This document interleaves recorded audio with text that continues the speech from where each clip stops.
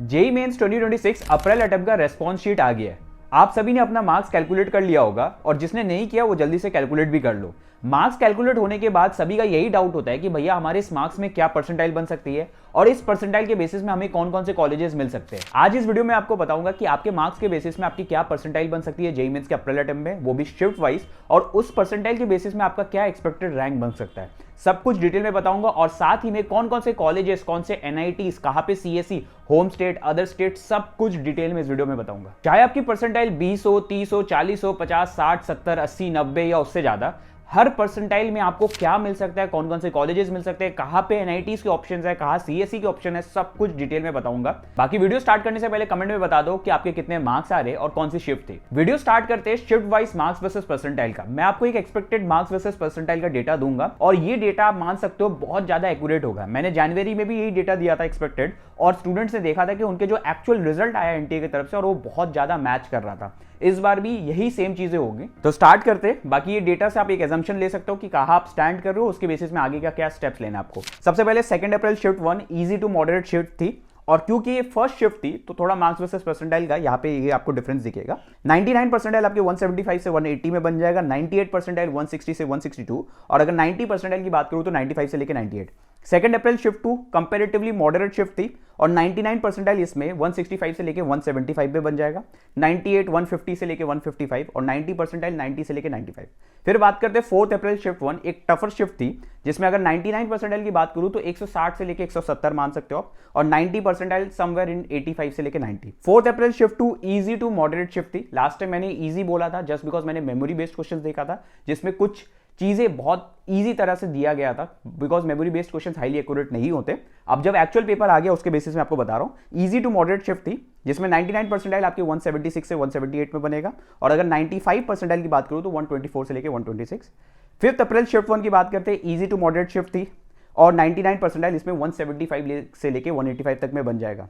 वही 98 परसेंटाइल की बात करूं तो 160 से लेकर 165 में आप एक्सपेक्ट कर सकते हो, और 90 परसेंटाइल 96 से लेकर 100।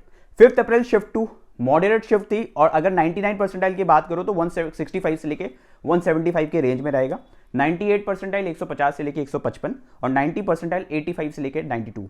6 अप्रैल शिफ्ट 1 टफ शिफ्ट थी और अगर 99 परसेंटाइल की बात करूं तो 160 से लेके 166, 98 परसेंटाइल 142 से लेके 148, और 90 परसेंटाइल 80 से लेके 88।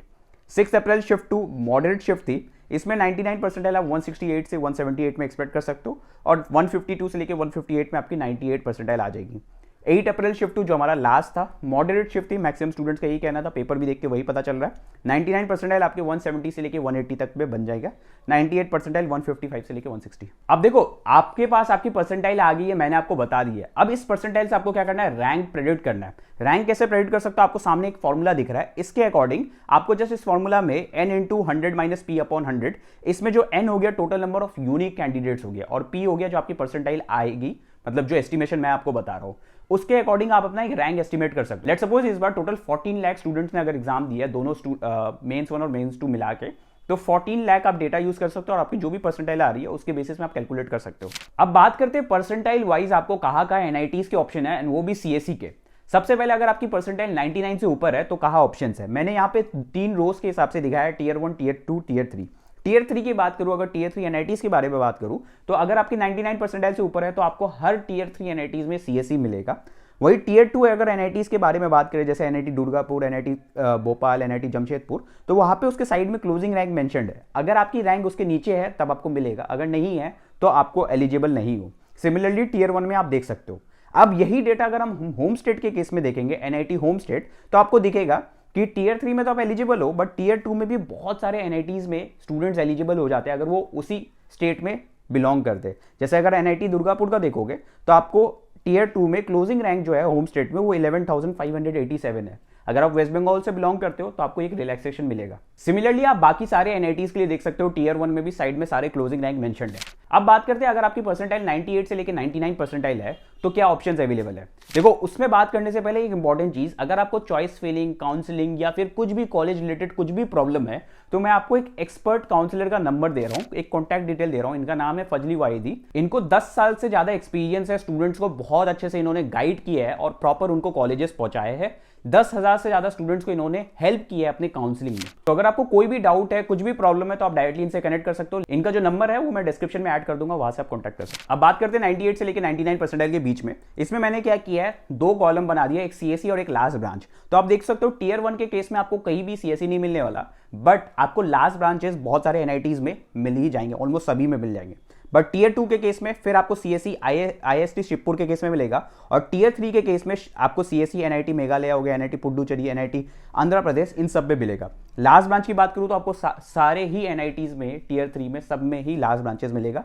टीयर 2 में कुछ सिलेक्टेड एनआईटीज में मिलेगा। अगर एनआईटी होम स्टेट के बारे में बात करें, टीयर 1 में सीएसई आपको कहीं भी नहीं मिलेगा, इवन इफ होम स्टेट है। लास्ट ब्रांचेस बहुत सारे एनआईटीज में आप एलिजिबल हो। टीयर 2 में आप देख सकते हो एनआईटी जालंधर हो गया, एनआईटी रायपुर, और लास्ट ब्रांच सब जगह एलिजिबल हो। टीयर 3 में भी लास्ट ब्रांच सब जगह अवेलेबल हो, बस सीएसई, एनआईटी उत्तराखंड और एनआईटी आंध्र प्रदेश में। अब अगर आपकी परसेंटाइल 95 से लेकर 98 परसेंटाइल के बीच में है तो आप देख सकते हो एनआईटी अदर स्टेट के केस में टीयर 1 टीयर 2 में सीएसई कहीं नहीं मिलने वाला। सीएसई आपको टीयर 3 में कुछ ही 3 एनआईटीज में मिलेंगे।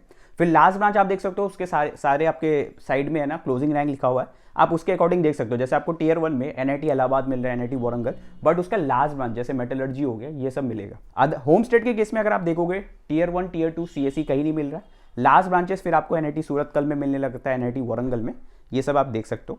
अब अगर आपकी परसेंटाइल 93 से लेकर 95 है तो एनआईटी अदर स्टेट के केस में आपको कहीं भी कुछ नहीं मिलेगा।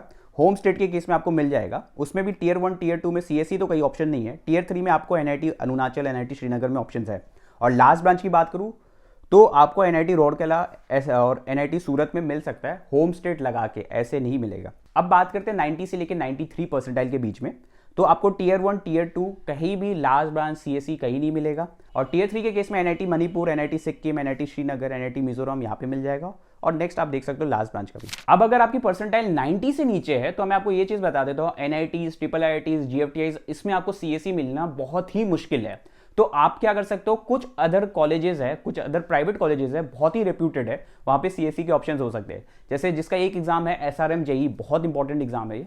अब देखो इसका जो लास्ट डेट है फेज 1 का वो है 16 अप्रैल। इस एसआरएम जेई के थ्रू आपको एडमिशन मिलता है SRM institute of science and technology, जो कि बहुत अच्छा प्राइवेट यूनिवर्सिटीज में से एक है। अब जो नेक्स्ट इंपॉर्टेंट एग्जाम है वो केआईटीई का है। इससे आपको Kalinga institute of industrial technology में एडमिशन मिलता है। अगर आपको कंफ्यूजन है कैसे अप्लाई करना है सब कुछ, उसके लिए मैं नंबर एक्सपर्ट काउंसलर का प्रोवाइड कर रहा हूँ डिस्क्रिप्शन में, उससे कनेक्ट कर सकते हो। अब अगर आपके 80 to 90% के बीच में, तब भी आपको एनआईटीज में ऑप्शंस तो है, but in terms of placement वो ज्यादा अच्छा नहीं है।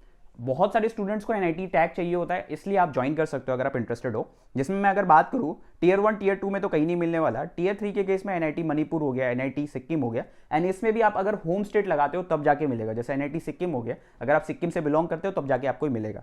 सिमिलरली आप अदर ऑप्शन देख सकते हो लास्ट ब्रांचेस वाला भी। अब अगर आपके 80 परसेंटाइल से कम है, मतलब अगर आपके 50 नंबर से भी कम आ रहे, तब जाके आपको एनआईटी मेघालय हो गया, एनआईटी अगरतला हो गया, एनआईटी श्रीनगर हो गया, इसमें लास्ट ब्रांच के ऑप्शंस है। एनआईटी सिक्किम हो गया, 6 लाख तक जाता है, इसमें आपको होम स्टेट में मिल जाता है। अब अगर आपकी परसेंटाइल इससे कम है तो आपको एनआईटीज में तो कोई ऑप्शन नहीं है, बट अगर 30 से 40 परसेंटाइल है और इससे भी कम है तो आपको क्या है कि जेईई मेंस के स्कोर के बेसिस में डायरेक्ट एडमिशन हो सकते हैं कुछ रेप्यूटेड प्राइवेट यूनिवर्सिटीज में।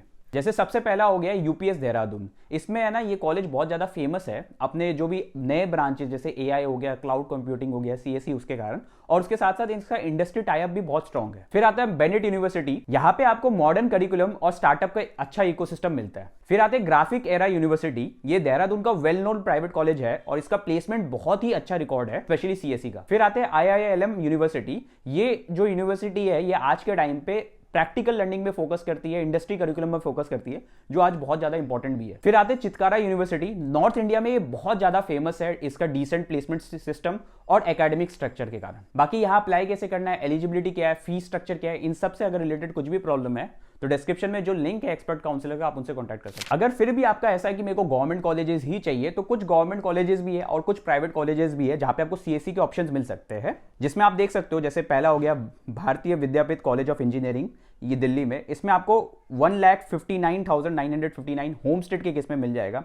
फिर Rajiv Gandhi institute of technology है, MIT academy of engineering Pune है, और सारे जो भी आपको दिख रहे हैं, थापर हो गया इंस्टीट्यूट ऑफ इंजीनियरिंग, ये सब में ऑप्शंस है। अब बात करते हैं और एक और भी है जैसे पुडुचेरी टेक्निकल यूनिवर्सिटी, इसमें आपको 2,09,000 रैंक तक में मिल जाता है। और भी आप देख सकते हो भगवान Parshuram institute of technology, Shri Balwant institute of technology Haryana, ये सब में भी आपके ऑप्शंस है सीएससी के। देखो मैंने अपने इस वीडियो पे सारी डिटेल्स में सब कुछ बता दी है जो भी स्टूडेंट्स का कंफ्यूजन होता है। स्टिल अगर आपको कुछ भी कंफ्यूजन है, आपको जानना है कि आपके परसेंटाइल में और क्या क्या ऑप्शंस है, तो हमने एक फ्री कॉलेज प्रेडिक्टर बनाया है, बहुत ही ज्यादा एडवांस है, जिसमें आपको पता चल जाएगा आपके परसेंटाइल के बेसिस पे आपको कौन कौन से कॉलेजेस मिल सकते हैं। उसका लिंक डिस्क्रिप्शन में मिल जाएगा, वहां से जाके आप चेक कर सकते हो।